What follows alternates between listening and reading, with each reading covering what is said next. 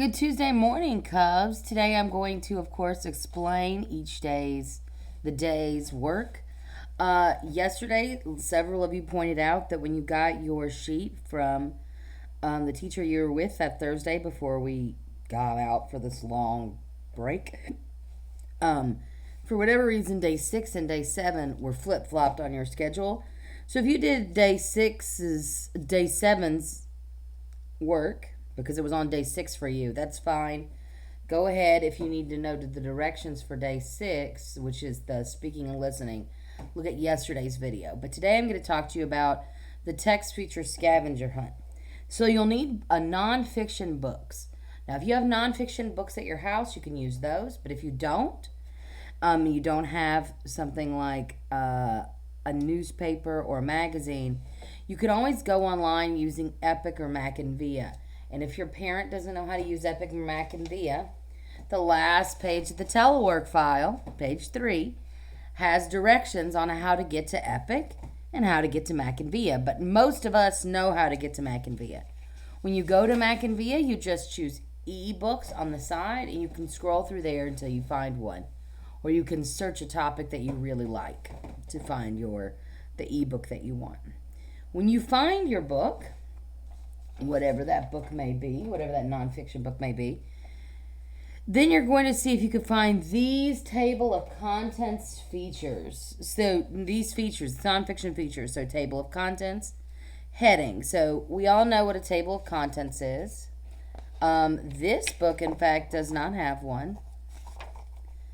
So actually, I'm going to see if I have another, and I know I have several nonfiction books here, because that's what we were reading before we got out.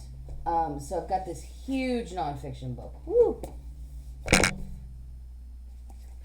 And so I'm going to see, does it have a table of contents? No, it actually does not. So I would not put, because you can't see, but that's what it starts with. So I would not put a table of contents down, but I might write a heading. And remember what a heading is this thing at the top of a page. It's kind of like a mini title that tells you what this section is going to be about. So I would write on my paper, heading, and let me show you my paper. Cool. So I would write heading on my paper. And then underneath heading, I would write a couple examples. So I would write, this is how the bee came, I can put a little dot there, came to be. I like that dot because it lets me know one thing from another thing. It's a list. It's called a bullet. That little dot. So I'm looking for a caption. A caption, remember, is the writing underneath a picture. I don't really have captions. I guess that's kind of a caption. That's kind of a caption. Close-up of compound eye, because that's a drawing. So I would also write, I also have another heading. So I might write my heading, which is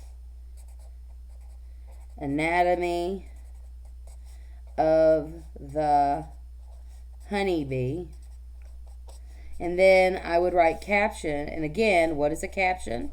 Caption is the words underneath a photograph or a picture that tell you what that picture is of or more about that picture. So I am writing this caption, close-up of the compound eye, close-up of compound eye. All right. Then I would go and I would look for a diagram. Well, hey, this page I'm on has a diagram. Remember, a diagram is a picture where parts are labeled to show either what they are or to show either what they are or to show like how something works. So this is a diagram of a bee. This is a huge book. You can see here's Miss Candleberry's hand, and the bee on this page is larger than my hand. So down here where I write my next thing, diagram, I'm just going to write what my diagram was. My diagram is I'm going to say it's of the parts or the body of a honeybee. That's what my diagram was. Now, if you don't have a diagram, you wouldn't have that. It says bolded word. Well, I don't have any bolded words here. But I could look through the rest of my book to find a bolded word. And remember, a bolded word is a word that's dark, right? Some of you, when you were writing your books last time, you actually used a bolded word in your own writing, which I thought was very clever. You know what has a bolded word? I'm going to go just look. It's okay if you look at more than one book, by the way. So, you do have to say what books you looked at, though. So, this word right here is definitely bolded. Chiroptera. So, for bolded words, I'm going to go to another page because I need another page. So, I'm going to put bolded words. And then I'm going to list this one. Chiroptera. And on this page, when I put my books, maybe I'm just going to put it up here. All right, books, and I'm going to write The Bat, because that was one of the books I used, obviously. And the name of this huge book is Bees, A Honeyed History. Ooh. So I would write that on there too. Bees, just so Miss Candleberry knows what the names of the books are. So I know where you found all your information. I'm still going to keep looking for a table of contents, but this is my third book, and I still don't have one yet. So I can't tell you what book I found that in. And now, labels. Well, I have tons of labels in this book. So I'm just going to write a couple down. So first of all, I got to write the word labels on my paper. And now I'm going to write something. It says the queen bee with her there's so many labels. These are all diagrams too. It's showing you what the queen bee does. Let's see. I think of a label here. These are labels. They're also they're labels, and then they're also kind of, what do you call it? Captions. Oh, there's the bee dances that bees make. Let's see. Here's some labels. This is some labels that's literally all they're for, because it's also a part of a diagram, but that's okay.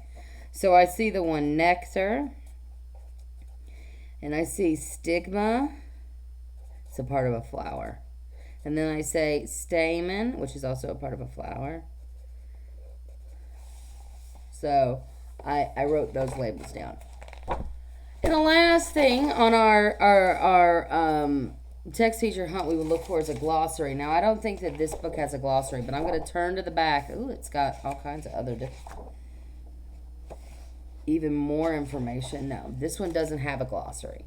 So I guess I can look and I'll see in this book, does it have a glossary?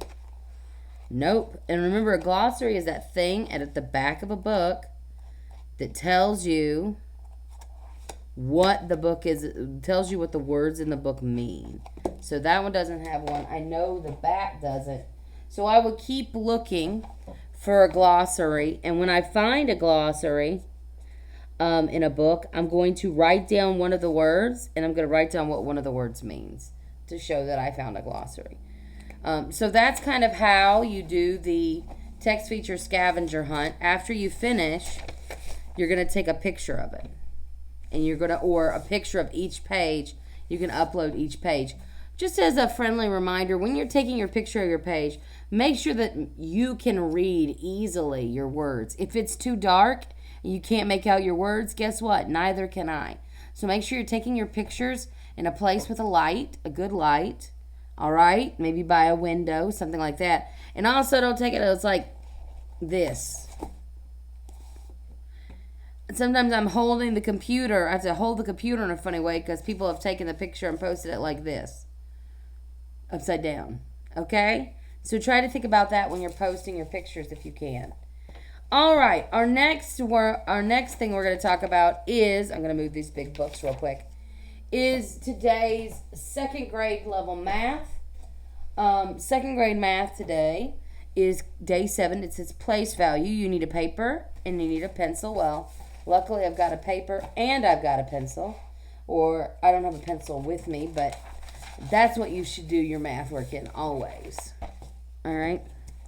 Always. So it says use place value block drawings to solve the following problems. Now I want to pause. You do not have to use base 10 blocks to solve this. You may use any strategy you wish as long as you're showing the work of your strategy. Okay? So you're going to solve each of these 4 problems, and then it says create a word problem for each of the problems that you solve. So each of these problems has to have their own word problem, and you upload your photos. So I am not going to use one of these that's on here because I don't want to tell you the answer.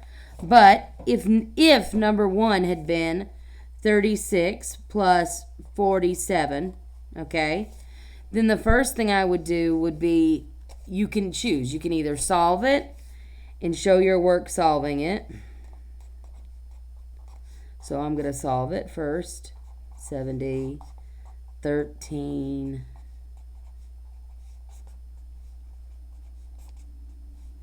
So my answer is 83. So now I know my 3 numbers that I'm going to write my word problem about. All right, so I might say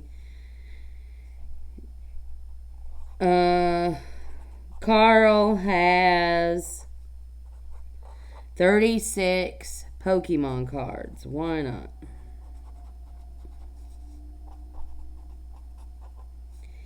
His friend Max has, and there's my other number, 47 cards. How many cards do they have in all? How many?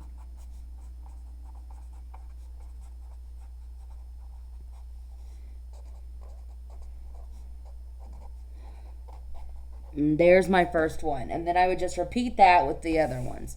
Now, obviously, I purposefully didn't use one of the 4 ones that you guys had because I didn't want to tell you the answer.